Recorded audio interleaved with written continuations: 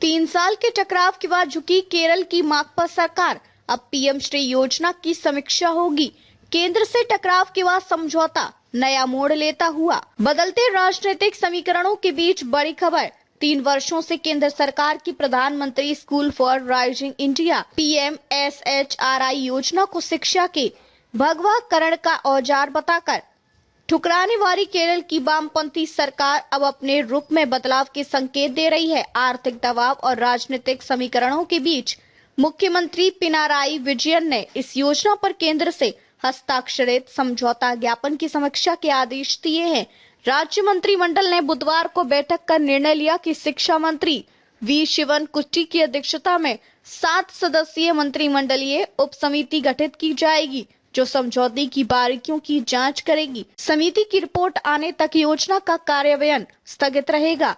विजयन सरकार का यह कदम जहां एक ओर केंद्र से सुलह का संकेत माना जा रहा है, वहीं दूसरी ओर वामपंथी मोर्चे के भीतर वैचारिक दरार को और गहराता दिखा है। पृष्ठभूमि वाम बनाम केंद्र का 3 साल पुराना टकराव।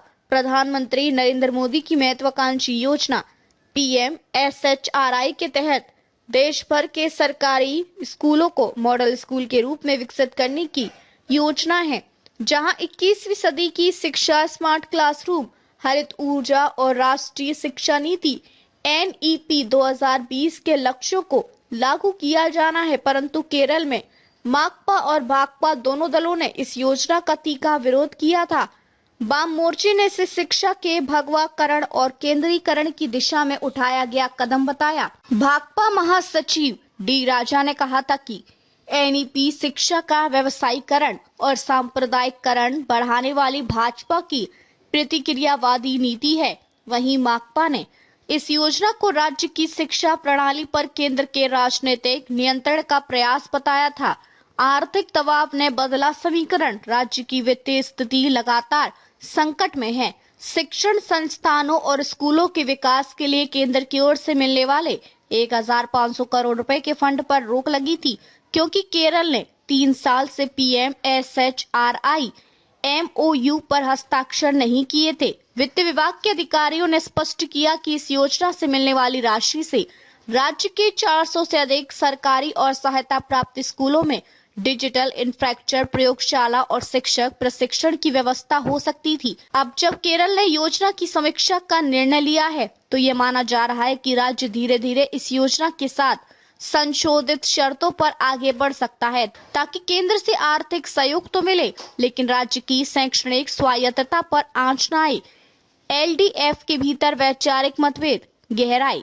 इस मुद्दे पर वाम लोकतांत्रिक मोर्चे में खुली दरार दिखी। CPI ने आरोप लगाया कि MOU पर हस्ताक्षर से पहले सहयोगी दलों को अंधेरे में रखा गया। पार्टी ने यह भी कहा कि राज्य सरकार ने विचारधारात्मक रेखा पार की है। वहीं CPI के कई वरिष्ठ नेताओं ने माना कि केंद्र से टकराव को और लंबा खींचना राजनीतिक रूप से लाभकारी नहीं होगा। अंदरूनी सूत्रों के अनुसार स्थानीय निकाय चुनावों से पहले माकपा नहीं चाहती कि इस मुद्दे पर भाजपा विकास विरोधी वाम सरकार का प्रचार करे, इसलिए उसने फिलहाल मध्य रास्ता अपनाया है। समीक्षा के नाम पर योजना को अस्थायी रूप से रोकना। PMSHRI योजना क्या है?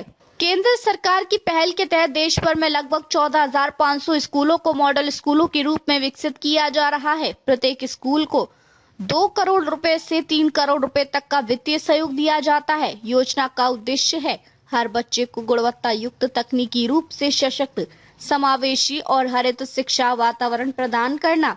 परंतु वामपंथी राज्य से NEP 2020 का विस्तार मानते हैं, जो उनकी शिक्षा नीति से वैचारिक रूप से मेल नहीं खाती। राजनीतिक प्रतिक्रियाएं। डी राजा भाकपा महासचिव, यह निर्णय हमारे वैचारिक विरोध को कम नहीं करता। हम अब भी NEP और MPSHRI का विरोध करते हैं। समिति से स्पष्ट होना चाहिए कि केंद्र का हस्तक्षेप कितना है।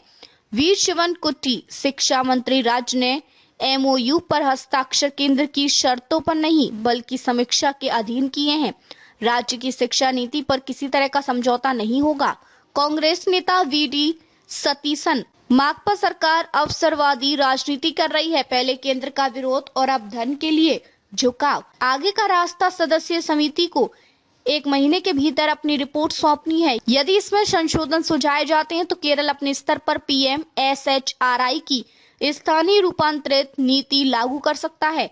राजनीतिक विश्लेषकों के अनुसार यह निर्णय न तो पूर्ण झुकाव है न पूर्ण विरोध। यह राजनीतिक विवशता और आर्थिक आवश्यकता का संतुलन है। निष्कर्ष, केरल की वाम सरकार ने 3 साल पुराने टकराव को नरमी में बदलते हुए यह संकेत दिया कि विचारधारा से बड़ी चुनौती अब अर्थव्यवस्था है। वामपंथ के गढ़ में PMSHRI की आहट ने ये साफ कर दिया है कि शिक्षा नीति को लेकर संघर्ष अब सिर्फ वैचारिक नहीं बल्कि राज्य केंद्र संतुलन की नई परीक्षा बन चुका है।